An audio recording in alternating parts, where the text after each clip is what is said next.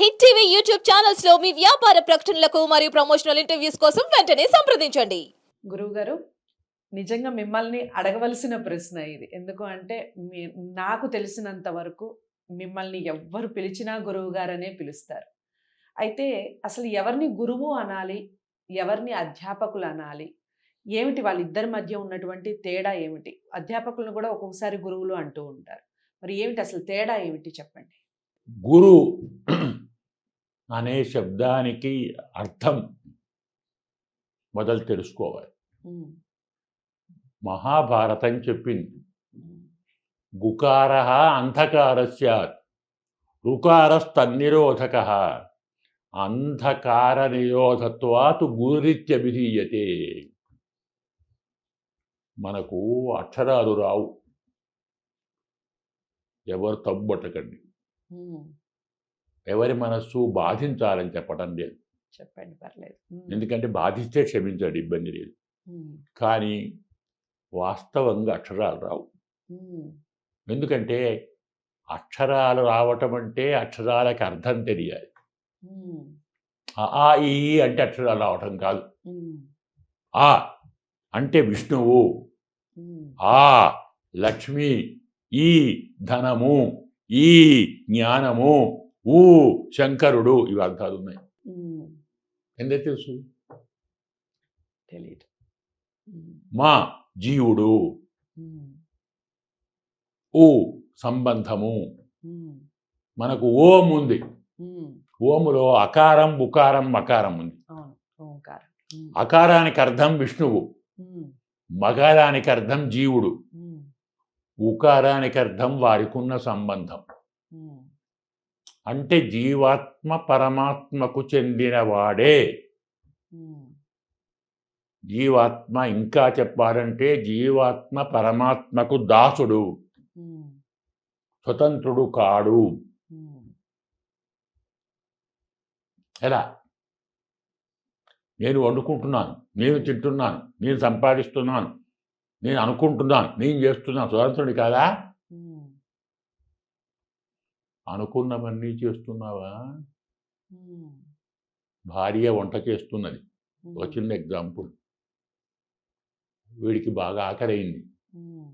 అమ్మాయి ఆకలి అవుతుంది, అన్నం పెడతావా అంటే 10 నిమిషాలు ఆగండి, వంట అవుతున్నది. ఆగాలనా వద్దా? ఆగాలి. స్వతంత్రుడా? స్వాతంత్ర్యం ఏమైంది? ఎప్పుడు తినాలో, ఎక్కడ తినాలో, ఎంత తినాలో, ఎలా తినాలో అనుకునేది నువ్వు కాదు, అనిపించేది వాడు.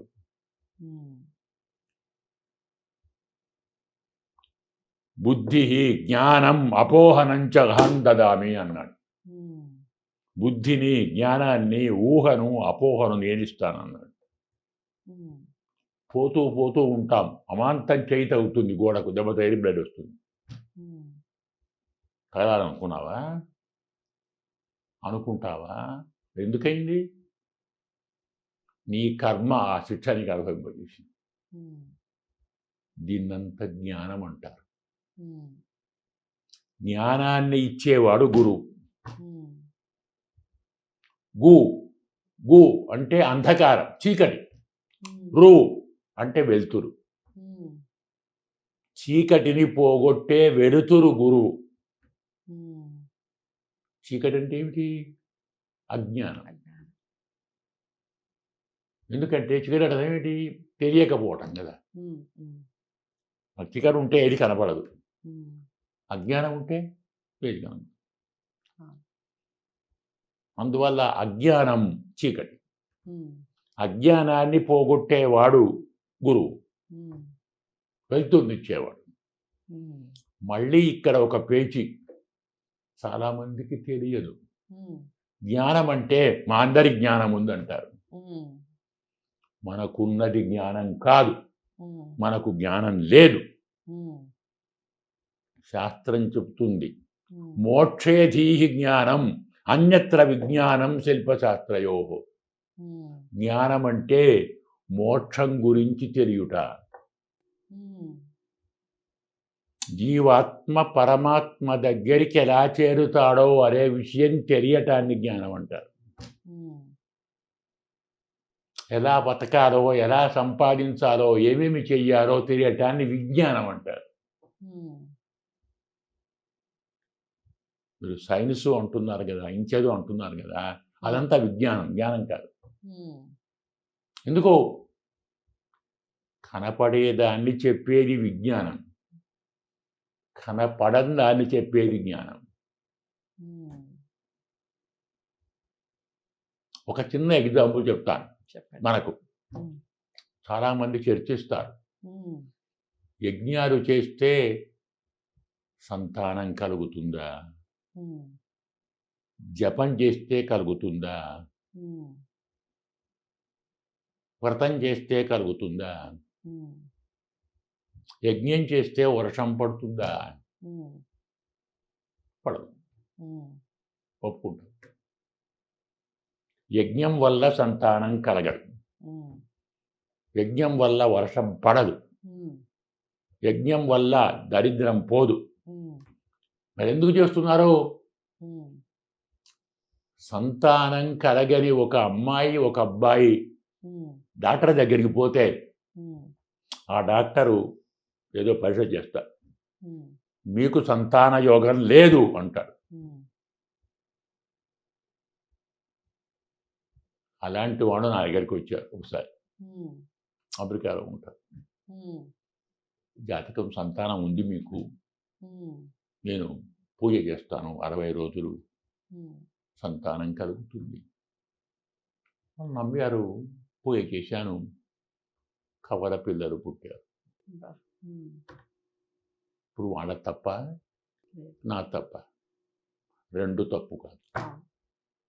ఎందుకంటే వాళ్ళు కనపడింది చెప్తున్నారు, నేను కనపడిన దాని వెనుక ఏముందో చెప్తున్నాను. అంటే సంతానం కలగటానికి ఏమేమి అవయవాల్లో వికారాలు, మార్పులు ఉండాలో అవి ఆమెలో లేవు, లేదా ఆయనలో లేవు. అది వాళ్ళకి కనపడింది కాబట్టి కలగదు అన్నారు. అందరిలో ఉన్నది ఆమెలో ఎందుకు లేదో పరిశీలిస్తే దాని కారణం మాకు తెలుస్తుంది. మేము ఆ కారణాన్ని పోగొడ సంతానం కలుగుతుంది. వర్షం పడకపోవడానికి ఒక కారణం ఉంటుంది కదా, అది యజ్ఞంతో పోతుంది. వర్షం పడటం కాదు, కారణం పోతుంది, అడ్డు పోతుంది. యజ్ఞం అడ్డును తొలగిస్తుంది, వర్షం పడుతుంది. ఇది తేడా జ్ఞానానికి, విజ్ఞానానికి. కాబట్టి జ్ఞానం ఇచ్చేవాడు గురువు, విజ్ఞానం ఇచ్చేవాడు ఉపాధ్యాయుడు.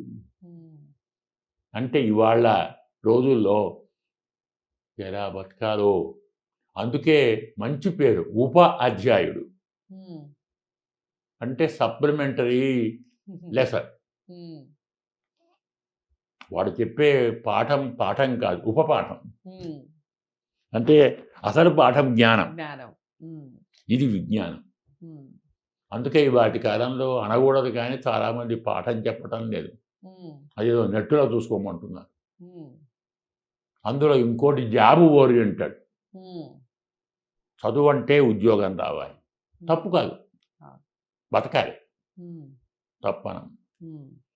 ఉద్యోగంతో పాటు శరీరాన్ని పోషించుకోవటంతో పాటు అందులో ఉన్న ఆత్మను పోషించుకోవాలా వద్దా? శరీరం అంటే ఇల్లు, యజమాని ఎవరు? ఆత్మ. యజమాని రోగాల పాలై ఇల్లు బాగుంటే మంచిదేనా? ఒప్పుకుంటావా? అందువల్ల శరీరాన్ని పోషించడానికి కావలసిన మార్గాన్ని చెప్పేవాడు ఉపాధ్యాయుడు, ఆత్మ తరించడానికి చెప్పేవాడు గురువు. ఇది ఇద్దరికి తేడా. చాలా అంటే చాలా చక్కటి వివరణ గురువు గారు.